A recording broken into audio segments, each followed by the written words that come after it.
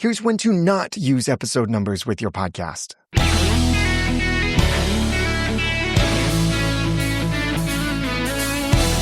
Thank you for joining me for the Audacity to podcast. I'm Daniel J. Lewis. Following up from my previous episode, number 420, about when to use episode numbers with your podcast, here are 5 times and places to not use episode numbers. Before you listen to this episode, please make sure that you've already listened to my previous episode, number 420, because that lays a lot of the foundation that I'll be building on for this episode. So in the previous episode, I told you when to use episode numbers. This one is when to not use them. And you can follow along in the notes for this episode, a simple tap or swipe away, or look at the chapters for this episode. And here we go.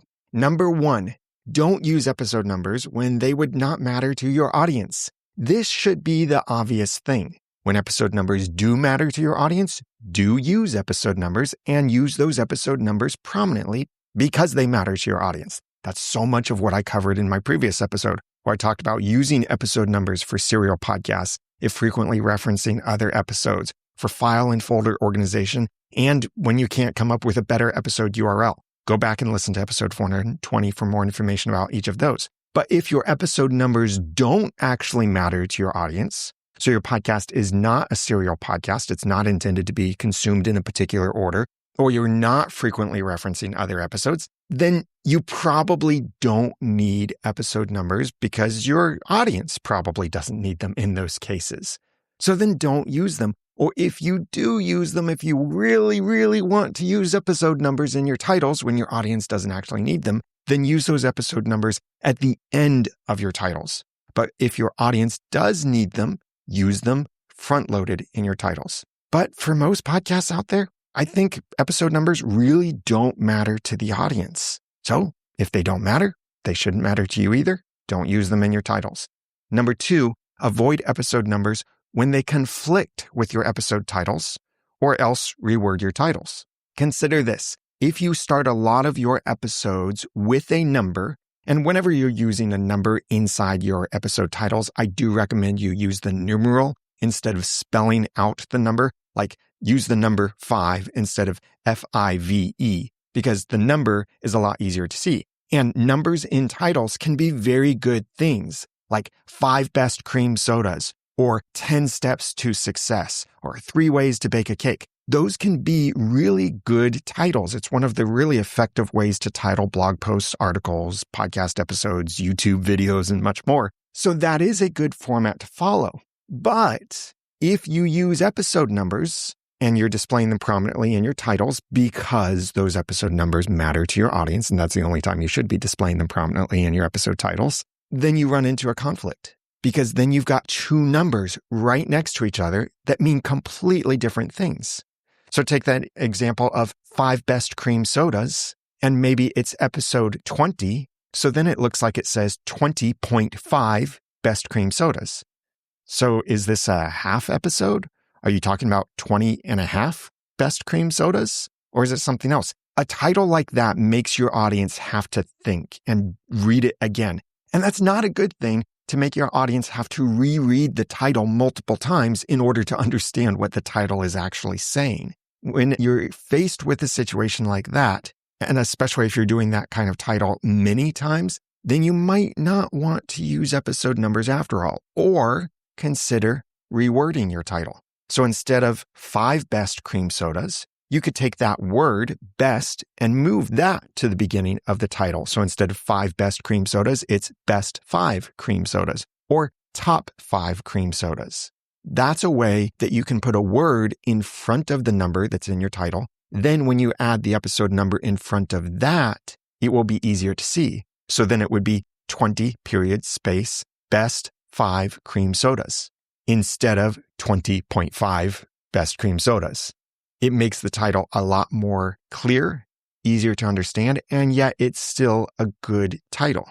But you should avoid putting those numbers next to each other when they start to conflict and maybe confuse your audience. Even if you do different things like using the word episode, which I don't recommend in your episode titles, or if you use a pound sign or a hyphen or a colon or any of those punctuations to try and separate the episode number from the rest of the title, I still think you're going to run into visual confusion and conflict when you're combining multiple numbers in the same small space. So avoid those episode numbers when they might conflict with your episode titles, or else reword your titles. Number 3, don't use the episode's own number within that episode.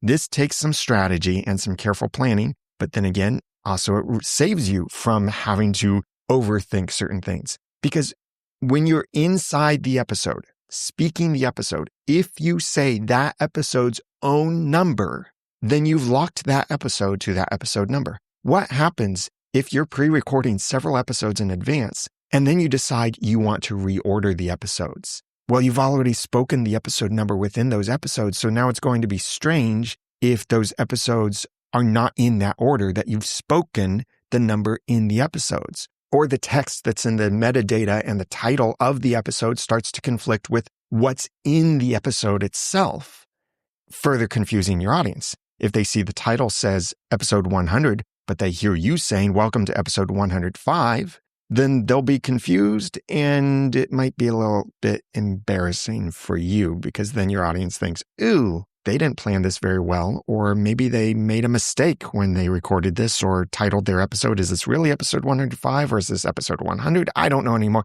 See, again, you're making your audience have to think about it when they shouldn't have to, or you're outright confusing your audience. So if you can, don't say the episode's own number within the episode.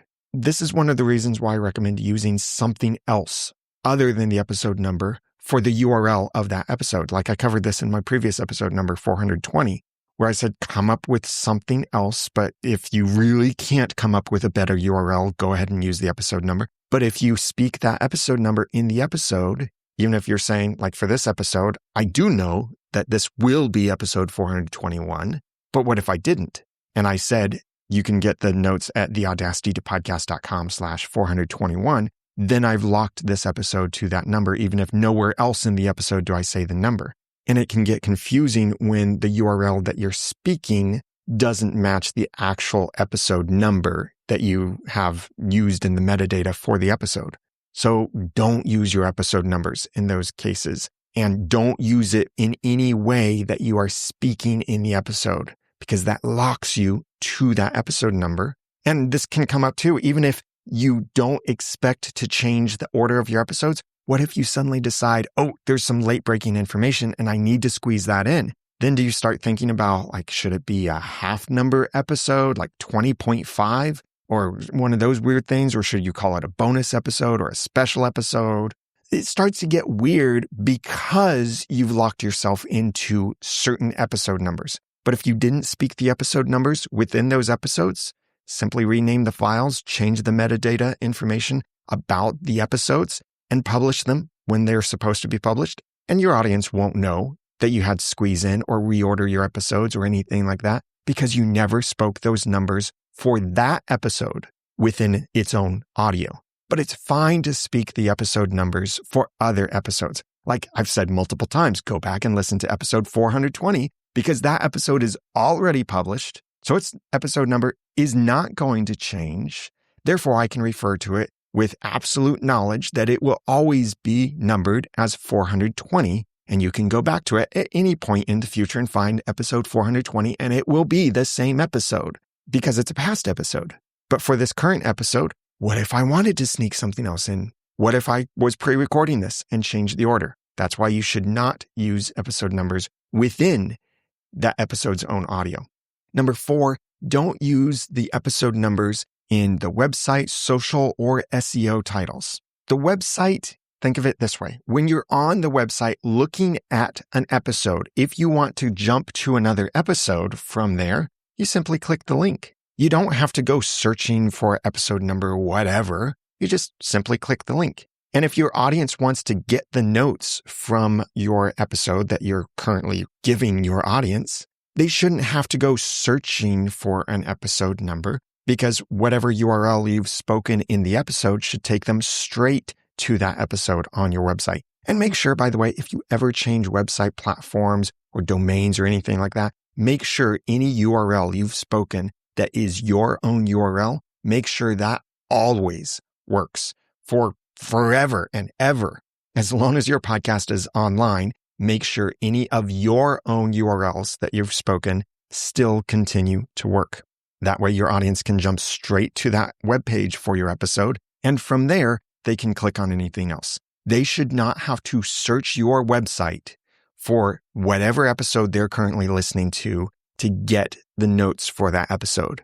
It should be really easy to get those notes. And a side note, a special way that you can make this easier also that's compatible with many podcast apps is to ensure that whatever is creating your podcast RSS feed, that you set the permalink for that episode to be that episode's web page. That way, in some podcast apps, like even Apple Podcasts, you can click on a link or tap on the link that says episode web page, and it takes you to that web page, even if you've never spoken the URL for that web page within the episode.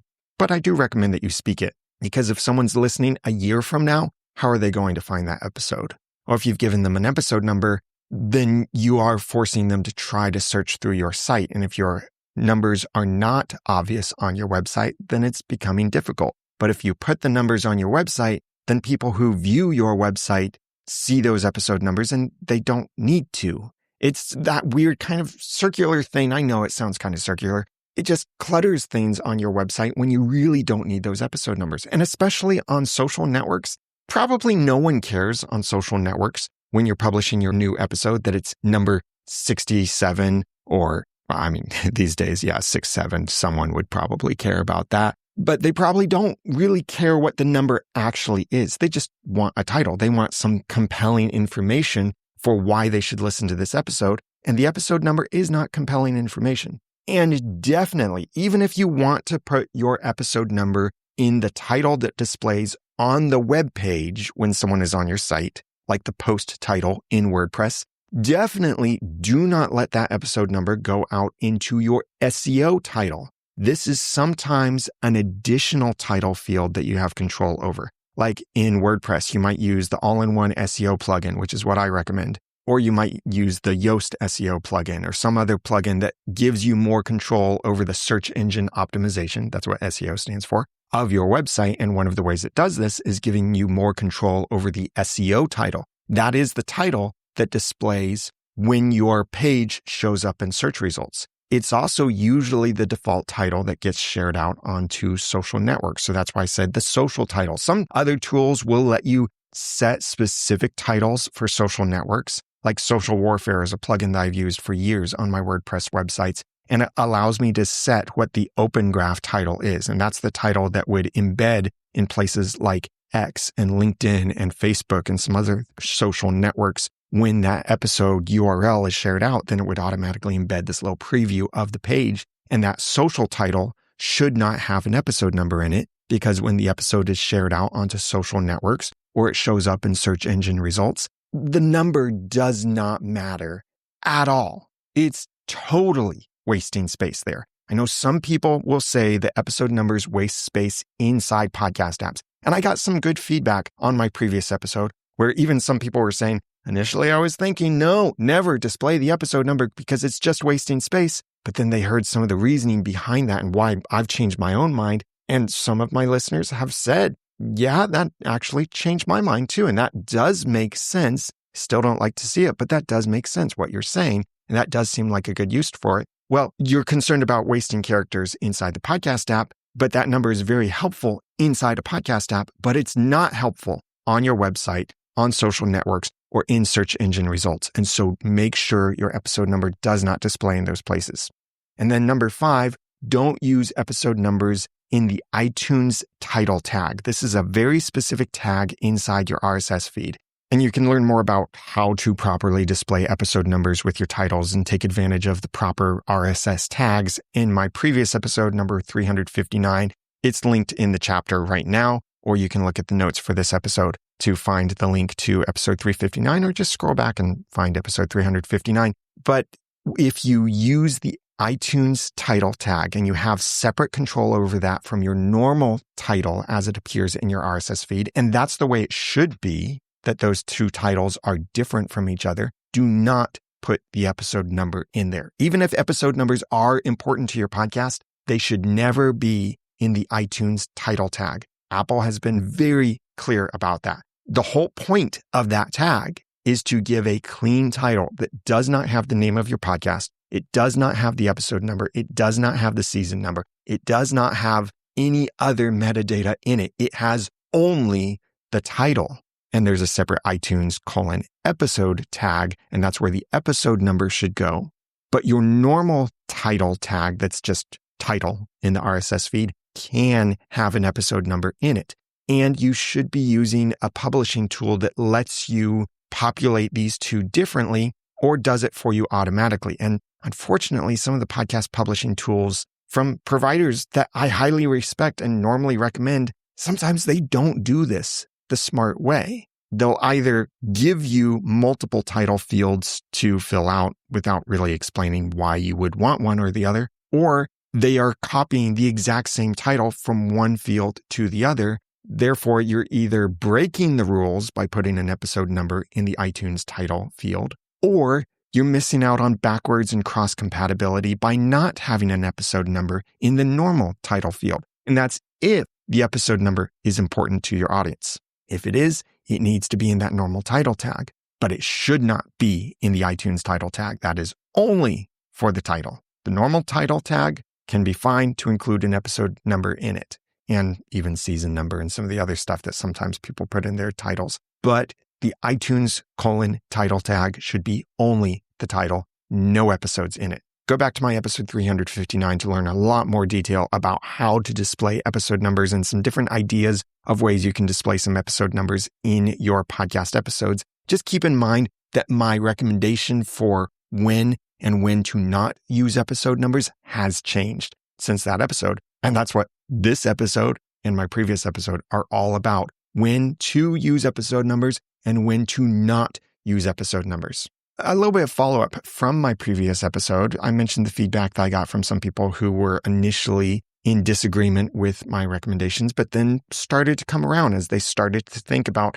how they use podcast apps and that whole idea of keeping the audience inside the podcast app and not making them have to leave the app to get the episode that they want. I think that's the big selling point here of using episode numbers is keeping your audience in the podcast app. But I discovered some frustrations along the way with this. Not only the frustration of how some podcast publishing tools don't properly handle the separate titles, so they either force you to break Apple's rules or they force you to not have episode numbers in all of the podcast apps that don't support the iTunes episode tag, which is specifically for episode numbers. And by the way, that's most of the podcast apps that don't support that field. On top of that, Overcast appears, and I don't have complete final confirmation of this yet, and this could change in the future, but Overcast appears to actually remove the episode numbers from the title, even though I don't think the Overcast app is using the iTunes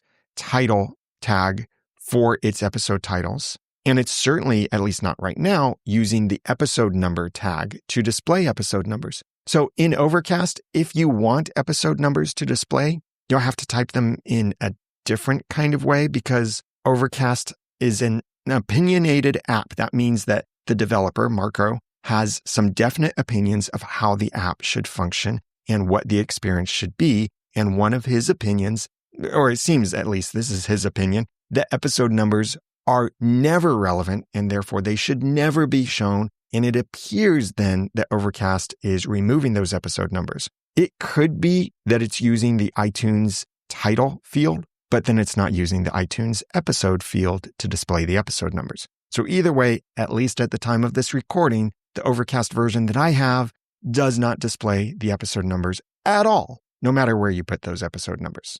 Before I go, special thanks, huge special thanks to Stevie Taylor, who sent $30. He's the host of the Gig Life podcast, and he said, "Hey, Daniel, thank you for all you do, sir." Well, thank you, Stevie, for sending that very kind support to the Audacity to Podcast. And that's Stevie saying that he values the Audacity to Podcast, $30. That's fantastic. Thank you so much for that generosity. And also $20 from Randy Black, host of Shooting It Straight podcast. And he said, "A small amount of support for a friend and podcasting legend who gives so much to the space with little given back in turn. Keep up the good work, Daniel."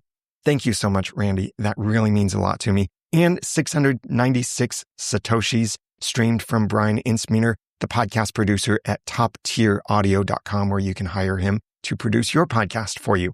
I've got the links for all three of these gentlemen's websites in the notes for this episode. And if you value the Audacity to Podcast like these other gentlemen have, maybe more than that, maybe less than that, it's really up to you. What is the Audacity to Podcast worth to you? Would you consider giving some of that value back? You can do that through the audacitytopodcast.com/give back.